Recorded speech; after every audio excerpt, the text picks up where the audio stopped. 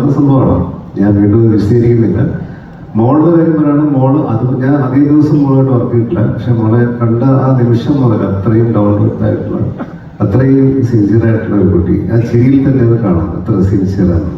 അപ്പോൾ അതാണ് വിസ്മയ. എനിക്ക് അത്രയും മനസ്സിലാക്കാൻ സാധിച്ചിട്ടുള്ളൂ. അത്ര ഇനി ഇടയ്ക്ക് വന്ന ആ ഇൻ്റർവ്യൂ കണ്ടപ്പോൾ നമ്മുടെ ലോകത്തുള്ള എല്ലാവർക്കും മനസ്സിലായി വിസ്മയ എന്താണ്. അപ്പോൾ ഇനി വിസ്മയ എന്ന ആക്ട്രസ് എന്താണെന്ന് നമ്മൾ 7-ാം തീയതി കണ്ട് മനസ്സിലാക്കാം. ഒരുപാട് സന്തോഷമാണ് ഈ സിനിമയിൽ വരാൻ. എൻ്റെ ജീവിതത്തിലെ ഏറ്റവും വലിയ ബ്ലെസ്സിങ്ങാണ് എന്ന് പറഞ്ഞ പോലെ ലാലേട്ടൻ്റെ മകൻ്റെയും മകളുടെയും കൂടെ അഭിനയിക്കാൻ സാധിക്കുക അത് അപൂർവമായ ഒരു ഭാഗ്യമാണ്. ഈ തുടക്കം സിനിമയിൽ ഒരുപാട് സന്തോഷങ്ങളുണ്ടായിരിക്കുക. ആ സിനിമയിൽ വരാൻ കഴിഞ്ഞത് നല്ല റോളൊക്കെയാണ്. പക്ഷെ അതിനേക്കാൾ എനിക്ക് ഏറ്റവും മനോഹരമായൊരു നിമിഷമുണ്ടായത് ഈ എൻ്റെ അവസാന ദിവസം, അതായത് ഷൂട്ടിങ്ങിൻ്റെ അവസാന ദിവസം എല്ലാവരും യാത്ര പറഞ്ഞു പോകുന്ന നേരത്ത് വിസ്മയെ ചോദിച്ചു, വിസ്മയ കയറലുണ്ടെന്ന് പറഞ്ഞു. ഞാൻ ഒന്ന് വിളിക്കാൻ പറഞ്ഞു. വിസ്മയ വെള്ളി ഇറങ്ങി വന്നു. ഞാൻ മോളോട് പറഞ്ഞു, മോളെ എൻ്റെ വർക്ക് കംപ്ലീറ്റ് കഴിഞ്ഞു, ഞാൻ ഇന്ന് പോവുകയാണ്. ഓ ശരി ചേട്ടാ, സന്തോഷം.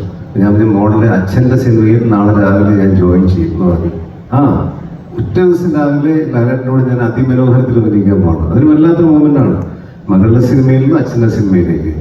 ഇനി ചിലപ്പോൾ ഒരു അതിമോഹമാണ് പോലെ ദിനാശാന്ന് ലാലേട്ടൻ പറയരുത്. ഇനി ലാലേട്ടൻ്റെ സിനിമയിൽ ഞാൻ അവസാനം പറയും, ലാലേട്ടൻ ഞാൻ വിസ്മയുടെ പടത്തിലേക്ക് നാളെ രാവിലെ ജോയിൻ ചെയ്യണം എന്ന് പറയുന്ന ഒരു സമയം ഉണ്ടാവട്ടെ എന്ന് പ്രാർത്ഥിക്കുന്നത് എൻ്റെ ജീവിതത്തിലെ ഏറ്റവും വലിയ ഭാഗ്യമാണ്. അത് സന്തോഷമാണ്. തുടക്കത്തിലെ എല്ലാവിധ ആശംസകളും ദൈവം അനുഗ്രഹിക്കട്ടെ. All the best.